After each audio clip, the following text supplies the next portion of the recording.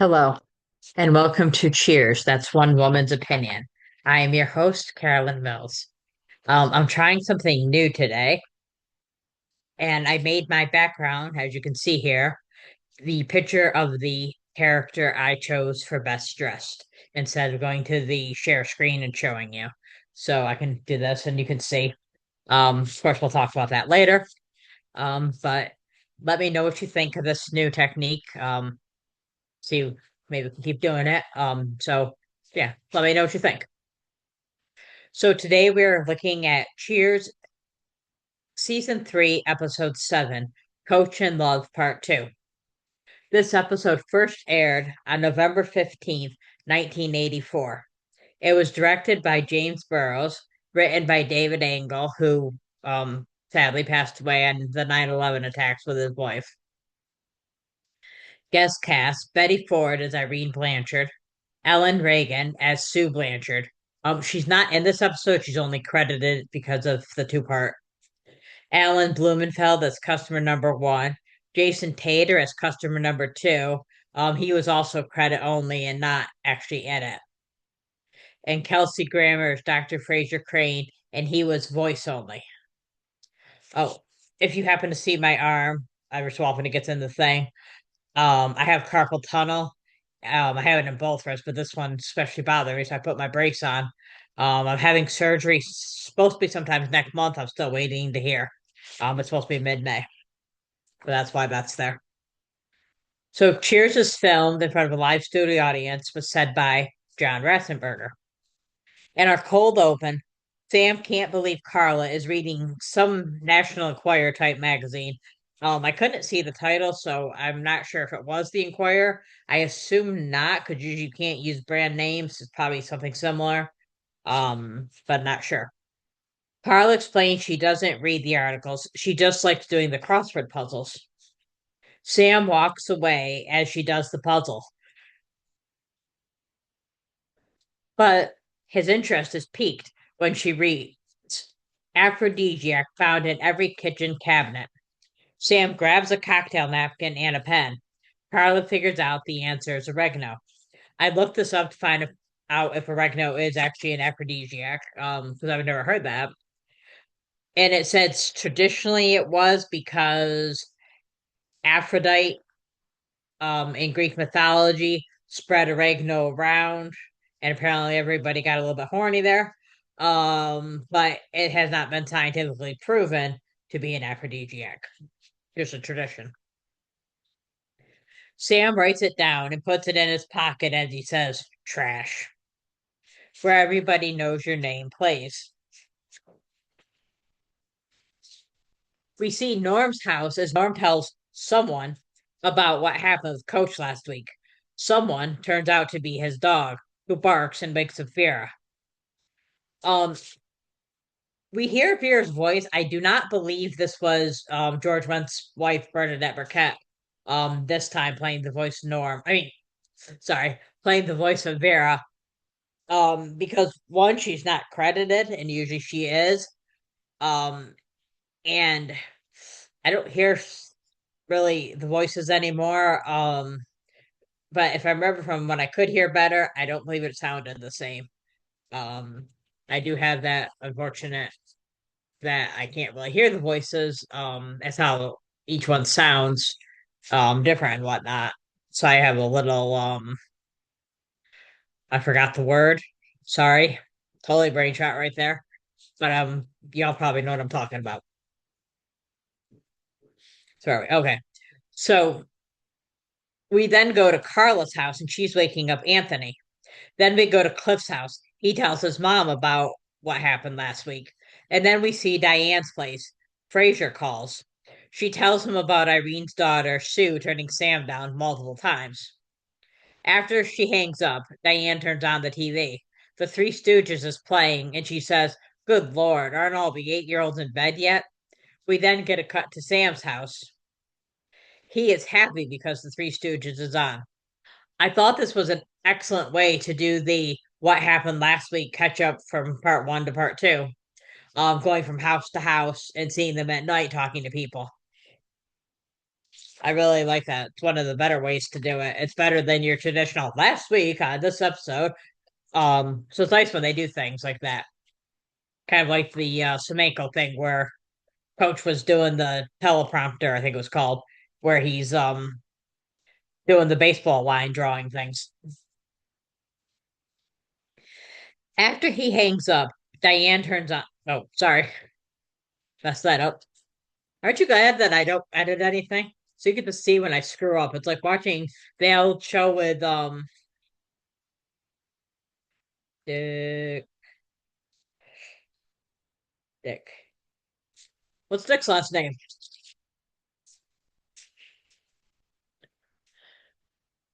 Okay. Oh, Dick Clark. I was thinking New Year's Rockin' Eve. I couldn't think of his last name.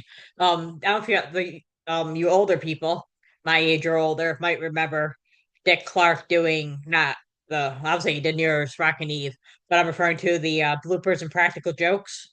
That's kind of what I feel like here because I do not edit. I just put it out and let you all see it raw. That's partly because I enjoy the takeouts, cutouts, outtakes, the outtakes that TV shows sometimes do. So I just leave it right in. And now I have no idea where I am because I got sidetracked. Oh, the wonderful thrill of ADHD. All right. So the next evening, Sam comes into the bar with something that he thinks used to belong to Diane. Diane is offended that Sam thinks the teddy was hers. Carla sees it and loves it, and Sam gives it to her. And it came from the house of Ooh La La. Norm comes in. Cliff comes from the back, talking to a customer about Florida. The man yells, "Oh, gee, 7 o'clock." You wonder where the time goes as he rushes out of the bar. I kind of love this whole season that they've been doing this like running gag with uh, Cliff constantly talking about Florida. Norm asks about Coach. Sam says he's in the back working. Carla says Coach hasn't seen much of Irene since she won the lottery. Sam says Coach is unfazed by that, however. Coach comes from the back, and Sam asks about Irene because he heard the wedding date was changed again. Coach says she just has pre wedding jitters. Sam points out that Irene moved and didn't even tell Coach where. Coach says, "Well, I am worried about that, but with all the excitement, she probably forgot." Sam wants to tell him the truth about Irene, but Coach cuts him off and asks him to be his best man. Sam agrees, and Coach says he will have to clear it with Irene. Sam asks why she would care, and Coach explains she doesn't, but Sue plans to have a sniper to take him out if he shows up at the wedding. Sam takes this as a compliment. Only Sam could take the fact that somebody wants to have a sniper take him out as a compliment. And I also thought it was interesting because Sam has on different episodes made comments about Diane thinking when he dumps when he dumped her, um, because they had the debate who dumped who. So he says when I dumped you, that you took it as winning and that everything was good. And like we'll see in the later seasons, she plans a wedding when he doesn't want to be with her at all. Those type of things. But yeah, he's doing the same thing here. Diane tells Sam to accept that Sue's just not interested in him. Irene comes in looking for Coach. Carla tells her he'll be honored you remembered his name. Sam tells Carla to stay out of it and calls Coach from the back. Coach comes out and Irene asks him to sit down. She says that she was at the governor's mansion. Coach is impressed. Irene explains how winning the lottery has changed her with meeting new people and having new experiences. She says the money changes people, but Coach disagrees. He says he's engaged to a wealthy woman and he hasn't changed. Irene tells him, "I don't think we're engaged anymore." Coach refuses to accept it. He tells her once she gets the newness of the wealth out of her system, she'll be back. She leaves, and Coach says, "She's going to make one hell of a wife, ain't she?" He starts singing, "Isn't it romantic again?"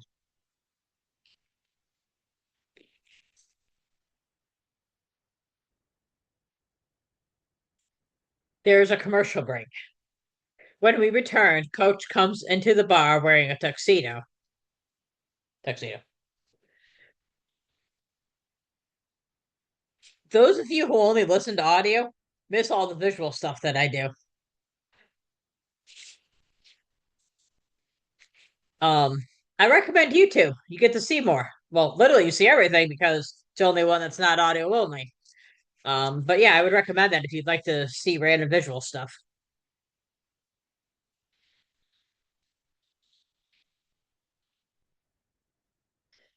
So Sam asks him what the occasion is, and Coach tells him it's his wedding day. Coach announces that he can't invite everyone to the wedding, nor can Diane sing. I thought this was kind of funny, and as far as Coach's perspective, the rest of them don't even know there's a wedding going on because they saw him get dumped by Irene and have moved on. But since he still thinks it, it's interesting. It's the day of the wedding, and he's now just telling people that they can't all come, and Diane can't sing. Kind of short notice. Diane is still with Coach. That sorry, gotta do that. Diane is still with Coach that Irene will return. Carla tells her that she's not helping. They need Coach to face reality. Sam and Diane start arguing over who likes whom. Carla tells them to stop because they are dealing with the coach. Sam calls Sue to leave a message for about Irene. He asks Sue if she's busy. Then he says that he's calling about Irene and how badly she's treating the coach. Sue agrees with Sam. Oh, so just so you know, if you haven't seen the episode or haven't seen it in a while and are just listening to this, when Sam calls Sue, it's not like a split screen phone conversation that you sometimes get in shows. It's literally just him talking and waiting for a response, but we don't hear Sue's voice. Like I said, she's credit only, not a voice credit. But Sue agrees with Sam. Sam gets off the phone and tells them that Irene isn't engaged to another man. Boy, does she move fast. I posted today on a Facebook group. It's not my group that I have that I always show you, but it's called Cheers TV's Perfect Show or something like that. So I don't remember the exact name, but it's something along those lines. It has the word perfect TV show in there. Um, I had posted that Irene is an evil woman. I mean, stuff that she's done here, I mean, it's horrible. To really change that fast by money, it's not even like gradual. I mean, she just like went insane. Yeah, I don't like Irene. And again, nothing against the actress. I think she does a great job. Coach comes out and they decide not to say anything. Sam breaks the news to Coach, who still does not seem concerned. Which seemed, I'm assuming because they do agree, they agree not to say anything, and then Sam says something. So I'm thinking maybe the agreement to not say anything was literally more like as a group they won't mention Irene or something and let Sam get to the news himself. That's what I'm guessing because it sounds weird. We don't say anything and then we say something. But then again, for this show, that's not really weird. Diane asks Coach how he can be sure. Coach says his heart. It's it. Coach says that it's in his heart, and no one can explain how the heart works. Cliff starts to explain, and Coach snaps at him. Exactly, no one. I mentioned a few episodes ago. I think it was in the beginning of season three.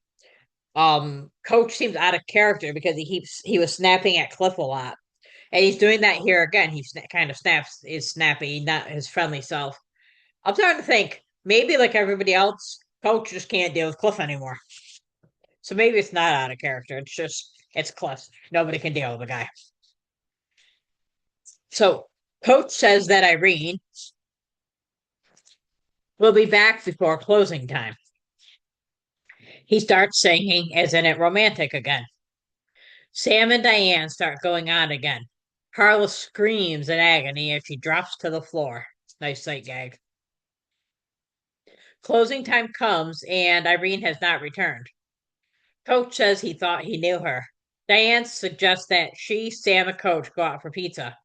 Coach compares pizza with a woman, saying, you can't crawl in bed with a pizza, it can't keep you warm, and you can't kiss pizza. And it's funny because after each thing he says, he's like, well, maybe you can, but you can't. And then he adds another thing. My lips are very dried out. That's why I'm drinking so much.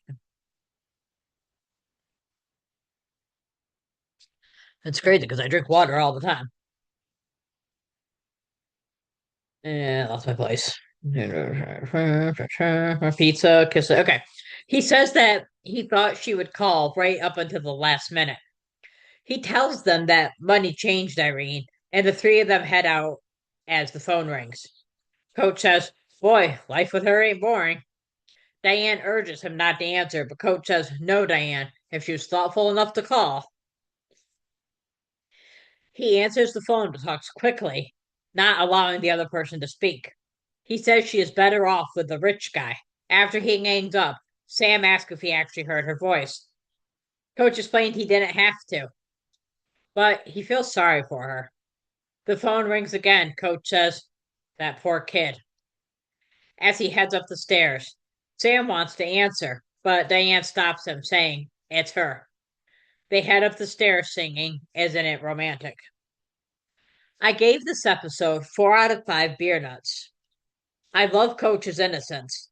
I once saw an interview, it was years ago, probably back in the 90s, where James Burrows, or maybe it's one of the Charles brothers, explained Coach is not dumb. He is just naive. You really see it in this episode. And I think that's why everyone, even Carla, loves the coach. MVP is obviously Nicholas Colasanto. He pretty much carried the whole show. Best dressed, Nicholas Colasanto. Sorry, Ernie Coach Fantuso. We give best dressed to character, MVP to actor.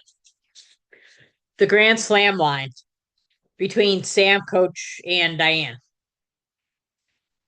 It's after he gets off the phone with Sue and finds out Irene's engaged to another man. Sam says, "Hey, Coach, she's engaged to another man, some rich guy. I just spoke to her daughter." Heavens to Betsy. It looks like I've been left at the altar. Whatever will I do? Coach, would you wake up and smell the coffee? On baseline between Coach and Sam when he comes in with a tuxedo here. Coach says, "You're not supposed to see the bride before the ceremony." "No, but you're supposed to know whether or not she's in the country at least." Here's a little known fact. Irene told Coach, "I went to the governor's mansion." This is a factual error. The states of Massachusetts and Rhode Island do not have a governor's mansion. The governor of both of these states stay in their own home while they govern the state. And I have a bonus fact for you because I found this really cool and interesting. Betty Ford, who played Irene Blanchard, was a professional bullfighter before she became an actress. She was the first to fight on foot in the Plaza Mexico, the world's largest bullfighting arena. If you like this episode, please like, comment, follow, and I invite you to join our Facebook group. Cheers, that's one woman's opinion. Oh, you know what? This doesn't work with the background. Let me turn off the background.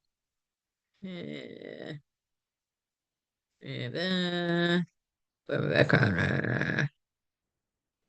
Okay, talk amongst yourselves. I'm gonna turn off the background.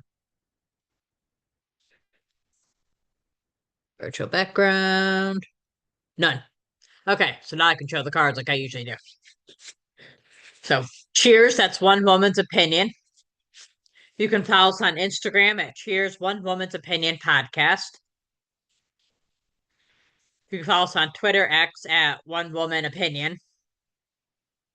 I if you ever wonder why this is One Woman Opinion on Twitter for Twitter X here and not One Woman's like the actual name, it's because when I tried to put the S on it, it did not allow it. Reddit Cheers Podcast. And you can always email with questions, comments, etc. at Cheers One Woman's Opinion Podcast at gmail.com. We'll be looking at Cheers Season 3, Episode 8, Diane Meets Mom. And that's One Woman's Opinion. Thank you.